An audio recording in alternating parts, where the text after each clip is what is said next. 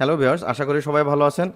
আপনারা যারা টেন্ডার এই মডেলের রাউটারটি ব্যবহার করছেন, শুধু এই মডেলই না, টেন্ডার রাউটার যারা ব্যবহার করেন, এই ভিডিওতে আমরা দেখব কিভাবে একটি টেন্ডার রাউটার রিবুট দিতে হয়। Tender router, TP-Link router, D-link এগুলো কিন্তু রিবুট দিয়ে একদম পানির মতো সোজা। জাস্ট আইপি দিয়ে লগ ইন করে রাউটারের ভিতরে প্রবেশ করে আপনি কিন্তু রিবুট বাটনটা পেয়ে যাবেন এবং সেখান থেকে রিবুটে ক্লিক করলে কিন্তু আপনি রিবুট দিতে পারেন। তো চলুন আমরা দেখিয়ে দিচ্ছি কিভাবে রিবুট দিতে হয়। ওকে, টেন্ডার রাউটার রিবুট দিতে গেলে অবশ্যই আমাদেরকে সেটিংয়ে যে দেখে নিতে হবে যে আমি আমার রাউটারের সাথে কানেক্টেড আছি কিনা। তো এখানে দেখুন আরিয়ান ওয়াইফাই আমার ওয়াইফাইয়ের নাম। তো আমরা কানেক্টেড আছি এবং উপরে আমরা আইকন দেখে বুঝতে পারছি যে আমি ওয়াইফাইয়ের সাথে কানেক্টেড আছি।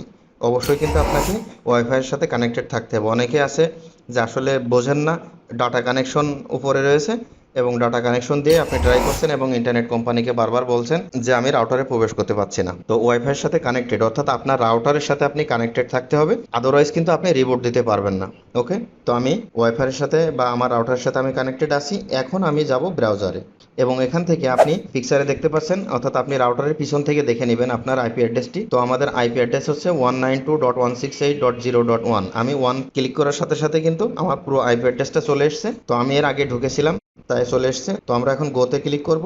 তো দেখুন আমি কিন্তু রাউটারের ভিতরে প্রবেশ করেছি। তো এর আগের ভিডিওতে কিন্তু আমি দেখিয়েছিলাম যে কিভাবে টেন্ডার রাউটার কনফিগার করতে হয়, তারপরে কিভাবে পাসওয়ার্ড পরিবর্তন করতে হয়। তো আজকে আমরা দেখব যে কিভাবে রিবুট দিতে হয়। তো রিবুট দেওয়ার জন্য আপনাকে অন্য কোথাও যাওয়ার প্রয়োজন নাই। আপনি ডিরেক্ট অ্যাডমিনিস্ট্রেশন নামে একদম নিচের যে মেনুটা দেখতে পাচ্ছেন, জাস্ট ডিরেক্ট এখানে ক্লিক করবেন এবং এখানে দেখতে পাচ্ছেন যে reboot, reset, backup, restore, export এবং ব্রাউজ। তো এখান থেকে উপরে যে মেনুটা দেখতে পাচ্ছেন রিবুট রাউটার, তো এখানে ক্লিক করবেন এবং ওকেতে ক্লিক করবেন।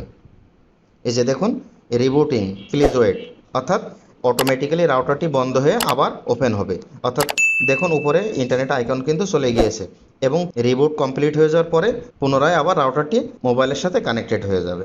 তো এমনিভাবে একটি টেন্ডার রাউটার রিবুট দিতে হয়। তো দেখতে পাচ্ছেন আমরা মিনিমাইজ করে দিচ্ছি এবং এখান থেকে সেটিংয়ে যে যদি অটোমেটিক কানেক্ট না হয় তো তারপরে আবার একবার ওয়াইফাই সেকশনে যাবেন।